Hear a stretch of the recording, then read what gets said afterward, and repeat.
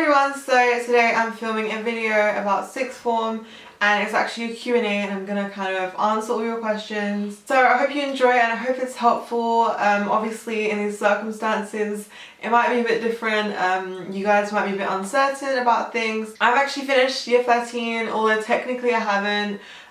Because obviously I haven't had exams and they're cancelled, so yeah, but I still obviously have the year 13 experience and yeah, I'm going to university this year and all of that, so I'm going to be answering a few questions that you guys have sent me on Instagram. So before we get into the video, if you'd like to actually follow me on Instagram, it's at Miss Sahana Zari, it'll be on the screen right now. And also subscribe to my YouTube channel. I really want to get to 10,000 subscribers by this summer. So if you enjoy my content, then do so. So yeah, it doesn't cost you anything. So it'll really make me happy. So before I answer the questions, I'm just going to give you a bit of a backstory on what I do. So in terms of sixth form. So when I went into year 12, I did 4 subjects, English literature, chemistry, biology and economics, and then after like the first month I realized that it was really hard in terms of workload, and I'll get into that in a bit, and also in terms of the subjects, economics was really difficult and I didn't find it as interesting as I thought it would be, so I decided to drop it. Since you don't actually have to do 4 subjects, you can do 3 if you would like to, but I decided to drop it and I just did chemistry, biology and English literature. And they're very difficult subjects though, and it took the life out of me. It went okay, and then I did my year 12 exams that you do like mock exams. I would have to at least get a D, which is the pass mark for my mocks. So I actually didn't get a D in chemistry, I got a U, so I failed chemistry. One thing, both biology and chemistry are super difficult and they take a lot of work to do well in, and for me I enjoyed biology a lot more. I didn't really have a passion for chemistry and I found it quite difficult, certain things, so for me I just didn't really put the work in to actually get the good level. I focused more on biology and English. So in year 12 I got a D in biology, so I just passed that one, and then I got a C in English lit. That was really difficult for me because that means I wouldn't be able to do chemistry in year 13, which originally was what I needed to become what I wanted to become. I wanted to do oral health or dentistry and that kind of thing, and I realised I was not clever enough, or I didn't put enough effort in for it, so I just realised it wasn't for me. So my school was like, you can either do year 12 all over again, so go into year 14, but you can't even do chemistry, you can do these subjects, and they gave me a few subjects, or you can do double business or double ICT but still finish, you know, next year. So I didn't want to do extra year at all, so I just thought, okay, I'll do double business. I thought business would be better than ICT, so I did that. And it was difficult because I basically did 2 years worth of work in 1 year, so that's how I still got a qualification. Business was pretty easy actually. It was just a bit long in terms of coursework. There was a lot of it. At the end of the day, whatever subjects I did, I could still get into uni as long as I get the grades in them, so the subjects didn't really matter, so yeah. So first question is, what is your favourite subject that you studied? So I don't really know. I don't have a favourite, but I like biology, but it's very difficult. Like naturally, I wouldn't be able to like get away with not doing any revision. I would have to revise, and that was really long. But English literature, certain books that we studied was very interesting, and I really enjoyed it. For me, I would put a lot of effort into biology and not so much into English, and I still managed to get good levels in English. I would get like mostly B's. Business was alright. It was kind of interesting, but overall it was kind of something I just had to do to get the grade and get into uni, and it wasn't something I chose, so it wasn't something I was overly passionate about, but it was pretty straightforward. Is it hard to find a balance between homework and revision? For me, yes, because for me, my teachers gave me a lot of homework in terms of read this many pages of this book, write notes from the textbook from these pages, that kind of thing. By the time I finished doing the homework, I didn't have much time left to actually revise. I also have a part-time job, not at the moment because of lockdown, but I work at McDonald's twice a week. But at the beginning of year 13 I used to work 4 times a week, which was really difficult because obviously a lot of my evenings and days were obviously more occupied doing work, and I wouldn't be able to focus too much on studies. So if you're looking to get a job, you should definitely kind of evaluate the situation and see if you could do it or not. Some people are really good at managing their time, some people aren't. So for me, I was kind of alright here. For example, if I was working on Wednesday and I had some homework due Thursday, I would do all the homework earlier, so maybe Tuesday or something, so then on Wednesday I wouldn't have to worry about it and I could just go to work, you know? Before I started working, I would spend a lot of time doing random things anyway, so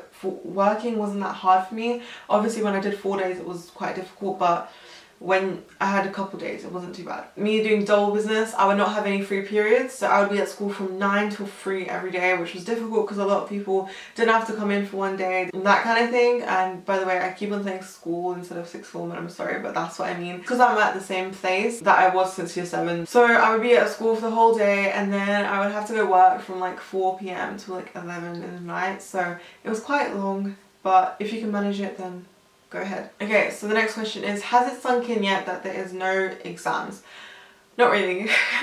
It's quite, like, I don't know how to feel because obviously my initial reaction was happiness that I don't have to do these exams, because not gonna lie, I was dreading the exam. I really did not want to do it because I don't feel like I was prepared enough. It was literally March and I was still not properly revising. Obviously now there's nothing to do like in terms of exams, so I'm kind of relieved that I don't have to go through loads of stress. But I kind of felt like everything I did in year 12 and literally almost the whole of year 13 went to waste. So how do you plan to spend the summer once you can go out? Okay, so I don't really know exactly when we can leave, and apparently things will not go back to normal, and apparently there's a new normal which I do not want to think about. Assuming we can do what we want, I would love to go on holiday before uni. I was planning to go on holiday, I was planning to go to travelling, meeting friends, all of these things, working a lot. I wanted to save up some money before uni, but obviously all of this has been interrupted and that's okay. But I would love to just see my family again. Like, I have family really close to me that I cannot see because obviously we're in quarantine. Alright, next question is, where do you plan to go for uni? So for me, I have put University of Brighton as my firm choice on UCAS, and then my insurance choice is University of Greenwich. So Brighton is like an hour and a half from me because I live in London, but that's not too bad. So I'm going to be living there and then I will also be able to come home quite regularly. Whereas Greenwich has a bit of a lower requirements, so if I don't get into Brighton I could go into Greenwich, but then I'll be staying at home because Greenwich would be like a train journey, you know. But yeah, so let's see how that goes. And by the way, I'm studying psychology at uni, which is also a big worry kind of, because I haven't actually studied psychology ever. So next question is, how did you maintain good mental health during sixth form? I didn't really. Obviously everyone's going through their own struggles, and even I got really upset over coursework and deadlines and managing my time, so it was really difficult. But I think you have to realise that it's only a couple years of hard work, but once you do that, then you'll be at a much better place in life. It's also managing your time effectively, because then you'll have time to do things that you enjoy alongside as well. So you don't always want to be focused on the work like every single day. You just want to do it most of the time, but then have a few hours to do something you enjoy doing as well. And for me, that would be baking, that would be going out to see friends and YouTube and all of that. Okay, so how to avoid stress. Similar situation. See the bigger picture instead of stressing over every little assignment or exam or whatever, and see that all this hard work is going to accomplish something in the end. And of course, use the resources that you have. Talk to your teachers, and if you have any issues, go do that. Start working hard and making sure all your work is up to date, doing it as soon as possible once you get it, not the day before it's due, and that kind of thing. And then, you know, just keep that up throughout. Alright, so another question is, should I do 3 or 4 A-levels? So personally, I think 3. I started off with 4 and I found it difficult to manage everything. Plus, you don't actually need 4 A-levels to get into university, so it's like an extra thing that you don't really need to do, and unless you really want to, you don't have to at all. Don't feel obligated. So how big is a step up from GCSE? So personally, it was pretty big. I mean, year 12 wasn't too bad. It was quite new in terms of everything that you do and things that you learn. Like, the content's a lot more heavily thrown at you.